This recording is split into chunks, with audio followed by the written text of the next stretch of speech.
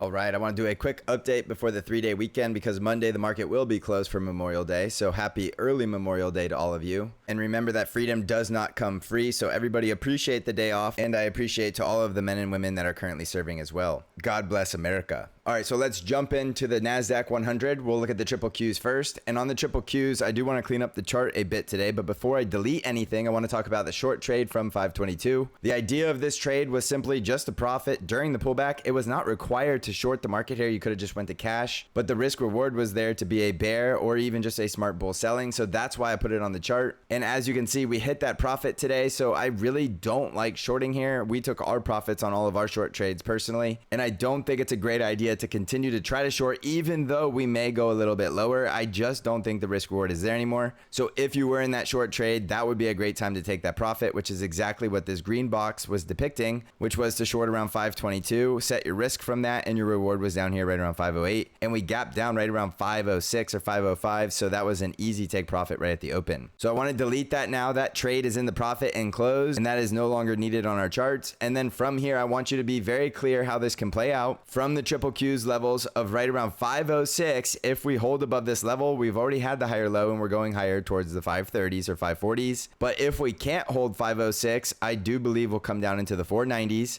and there's two levels below 506 that you need to pay attention to, and that will be right around 498 and 491. Those will more than likely be the supports that hold if 506 does not. But from 506, you can actually start to buy long trades, because if we can't break 506 and we start heading back higher and break 522, then we're going to 533, 539, and then 544. So this is time to be looking to buy the dip yet again, because we're in a bull trend. We're looking to buy higher lows for the longer term swings that are going higher within the trend, and the trend is moving higher, so we want to be bulls more often than not. So I just want to make that very clear. The short trade is over with. We took profit. We're looking to buy dips at support. And I think that is going to be the easiest trade, because yes, you could try to continue to short for the pullback, but you could also miss the bull rally if you're trying to be too cute with it. So yes, we could dip a bit lower, but we really need to break that support at 506 before we assume lower prices. And from there, we could have already put in the higher low and we're getting ready to go higher. So bull trend until it's not means buy dips. I think it's better to buy dips here, and I think it's better to be a bull. On SPY, it's pretty much the same exact story as the triple Qs. We had the possibility to pull back into 582, and we did that yesterday. That was all I was looking for short trades. So again, taking profits there.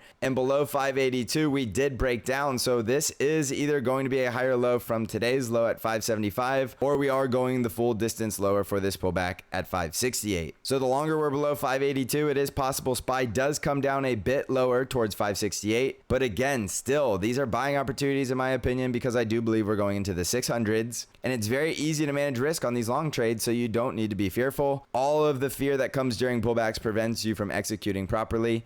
That's why I told you in the last video to block out noise and simply follow the chart. And right now the chart is telling us we're looking for a higher low to push higher. The higher low on SPY will either be 575 or 568. If we can't hold those supports, then you will need to manage risk, because if those supports fail, that is not a bullish indication, and then we will need to get a lot more cautious. So very quickly, I want to demonstrate the triple Qs are down over 2% in the past week, and year to date, the triple Qs are down 1.15%. So they're still negative year to date. And in my service, TSC Trade Alerts, we were up 1.07% this week, and year to date, we are now up 16.63% year to date. So we are beating the market by over 17% on a relative basis points, which means we are absolutely destroying this market and crushing it by all metrics. So remember, this is my Trade Alert service, meaning you could all have this same exact performance. Every single one of my customers in this service has this performance that's following my trades, because I send you the exact buy and sell alerts for the TQQQ or the SQQQ, and all you have to do is follow those trade alerts and you will have the same exact performance. As you can see, we had no dip this week because we completely negated that pullback, as I explained with the short trade and being in cash. So while the market had a very nasty week and lost money, we actually gained money on the week, and we finished out the week at a brand new all-time high. If you would like to join this service, it is still a great time to join, because we are still extremely cash heavy, meaning you could take full advantage of all of the opportunities coming with the trades, and then you can absolutely crush this market as well. You can find out how to join my alert service by clicking on the link in the description of this video, as well as the comment section. All right, and I also do want to look at Apple stock. I told you this was a great buying opportunity right around 200, and then we did gap down towards 193, which is also a great buying opportunity. And I want to use a metaphor today on Apple stock, because this trade would would be the equivalent of getting a great discount on a house that you absolutely wanted to buy. And let's say you've been stalking this house for a year now and it finally goes on sale. You buy the house, you move into it, and the very next day that house drops an additional 3 to 5%, and you panic sell out of that house because the price just dropped even more than what you bought it for, and you no longer want to live in that house because it's no longer worth what you just paid for it, and a day later it's 3 to 5% less, so you just panic sell out of that house and move somewhere else. Now, that metaphor is not a perfect metaphor for trading stocks because you do need to manage risk, but what I'm trying to tell you is down here at these prices, Apple is an extremely attractive risk reward, meaning yes, we may not catch the exact bottom on this trade, but I do suggest continuing to look for opportunities to buy into this trade if it continues to go lower, because I strongly believe it's going into the 220s, and as I showed in the last video, these risk reward ratios are ridiculously good and they come by very few and far in between. So on Apple, I want to give you more levels to consider. The most important level right here will be right around 192 to 193. If that breaks, I will continue to buy dips towards 187 and 184, and then worst case scenario 179. Now, if we slice through all of that support and we just continue lower, it will be getting riskier and riskier to continue to buy, and you will have to look at ways to mitigate risk. I doubt this is going to be the case where Apple just slices down, but you never know for sure. I think these are all going to be buying opportunities, which means if you haven't entered this trade yet or you're still considering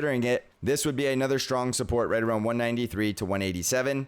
And I still think from these prices, we are going higher into the 220s, which is still ridiculously good risk reward ratios. Now, if you disagree with me, that's completely fine. This is what I see in Apple stock. You do not have to follow this trade if you disagree with me. So don't get overly emotional about it. It is completely fine if you see something different in Apple and you think this is a bad trade. I'm sure you'll let me know about it below in the comments, but believe me, it's okay if we disagree. If we lose this trade, that is a small loss for what could be a giant reward, and I'll take those trades 11 times out of 10. So think about what I said about the house metaphor. If it just continued to drop in price after you just bought it, if you truly think you had a good price, you would only want to buy it even more if the price continued to go lower. That's how I feel about Apple stock, so I will be continuing to buy the dip on this trade idea. So happy Memorial Day, everybody. Have a great long 3-day weekend, and I will catch up with you next week on Tuesday. So thank you for watching, everybody. Now go crush this market.